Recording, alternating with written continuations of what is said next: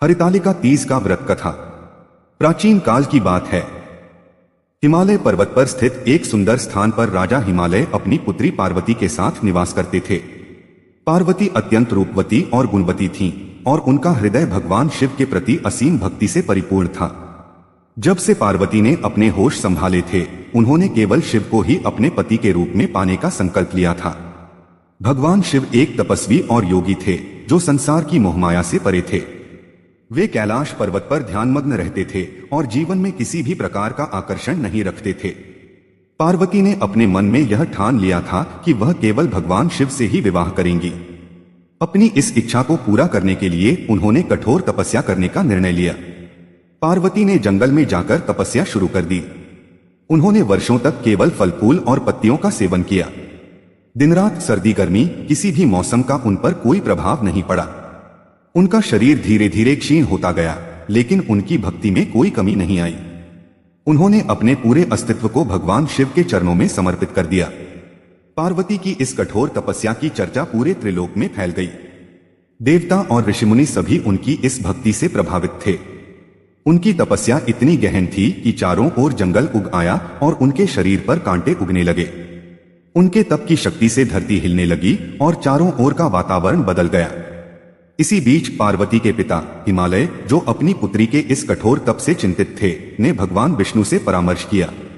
भगवान विष्णु ने हिमालय को सलाह दी कि वे पार्वती का विवाह उनके साथ कर दें, क्योंकि वे एक आदर्श पति साबित होंगे। हिमालय इस प्रस्ताव से अत्यंत प्रसन्न हुए और उन्होंने तुरंत यह संदेश पार्वती तक पहुंचाने का प्रयास किया। जब पार्वती को इस प्रस्ताव का पता चला तो वे अत्यंत दुखी हो गईं। उन्होंने जीवन भर भगवान शिव को पति रूप में पाने की कामना की थी और अब उनके पिता उनका विवाह भगवान विष्णु से करने का विचार कर रहे थे। पार्वती ने अपने मन की पीड़ा अपनी सखी से साझा की।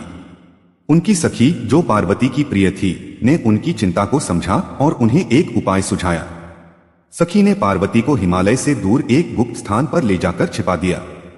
इस स्थान पर पार्वती ने पुनः अपनी तपस्या शुरू की। उन्होंने और भी अधिक कठोर तपस्या करने का निर्णय लिया।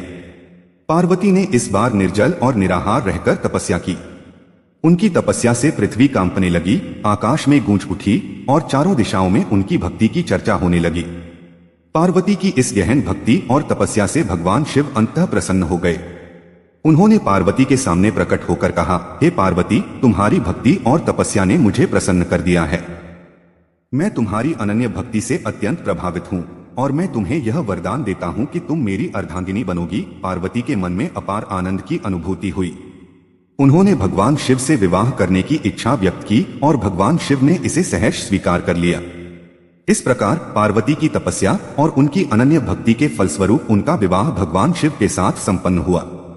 यह दिन उनके जीवन में एक महत्वपूर्ण मोड़ साबित हुआ और इस दिन को हरितालिका तीज के रूप में मनाया जाने लगा। इस व्रत के माध्यम से महिलाएं पार्वती जी की भक्ति और भगवान शिव की कृपा का स्मरण करती हैं और अपने पति की लंबी आयु और सुख समृद्धि की कामना करती हैं। हरितालिका की दूसरी कथा। बहुत समय पहले की बात है।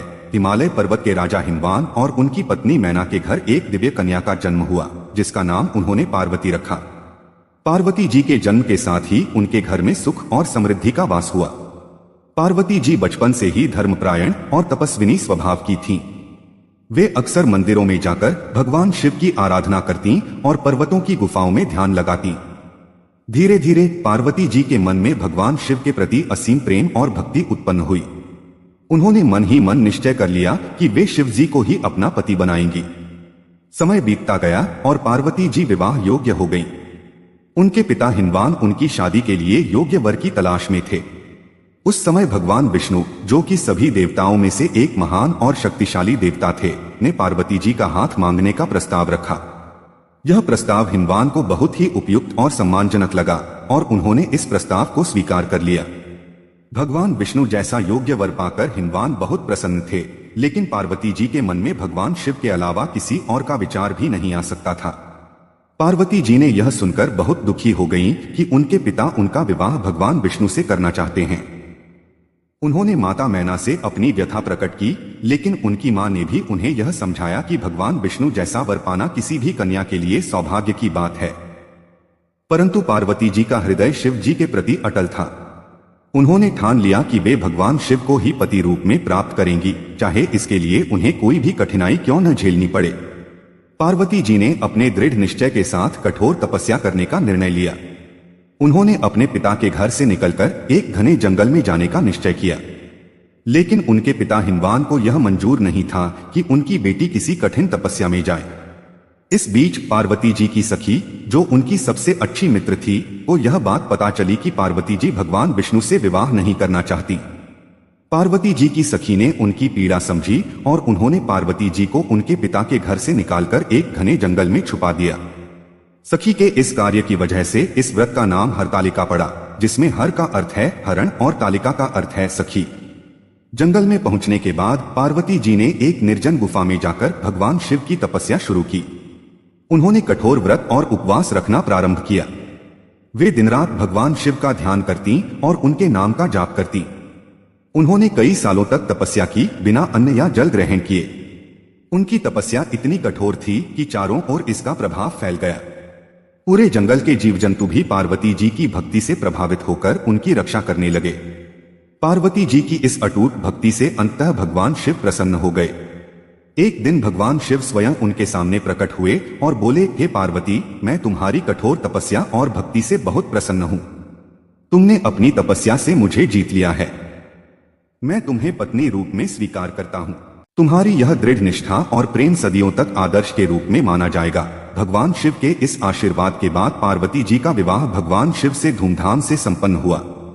समस्त देवताओं और ऋषियों ने इस पवित्र विवाह का साक्षी बनकर आशीर्वाद दिया। इस प्रकार पार्वती जी ने अपने अटूट प्रेम और भक्ति से भगवान शिव को पति रूप में प्राप्त किया। इस कथा के साथ ही यह मान्यता भी जुड़ी है कि जो महिलाएं हरतालिका तीज के दिन व्रत रखती हैं और भगवान शिव तथा पार्वती की पूजा करती हैं, उन्हें अपने जीवन में सुखी वैवाहिक जीवन का आशीर्वाद प्राप्त होता है। विवाहित महिलाएं इस व्रत को अपने पति की लंबी आयु और दाम्पत्य जीवन की खुशियों के लिए रखती हैं, जबकि अविवाहित कन्याएं अच्छे और आदर्श पति की प्राप्ति के लिए इस व्रत को करती हैं। हरतालिका तीज का व्रत बहुत ही कठिन होता है, क्योंकि इसमें पूरे दिन निर्जला व्रत रखा जाता है। महिलाएं पूरी श्रद्धा और समर्पण के साथ इस व्रत को करती हैं। वे दिन भर पूजा पाठ करती हैं, भगवान शिव और माता पार्वती की आराधना करती हैं और रात्रि जागरण करती हैं। अगले दिन व्रत का पारण किया जाता है, जिसमें पहले भगवान की पूजा की जाती है और फिर व्रत खोला जाता है। हरतालिका तीज का व्रत केवल धार्मिक दृष्टिकोण से ही महत्वपूर्ण नहीं है, बल्कि यह व्रत प्रेम, समर्पण और दृढ़ निश्चय का प्रतीक भी है।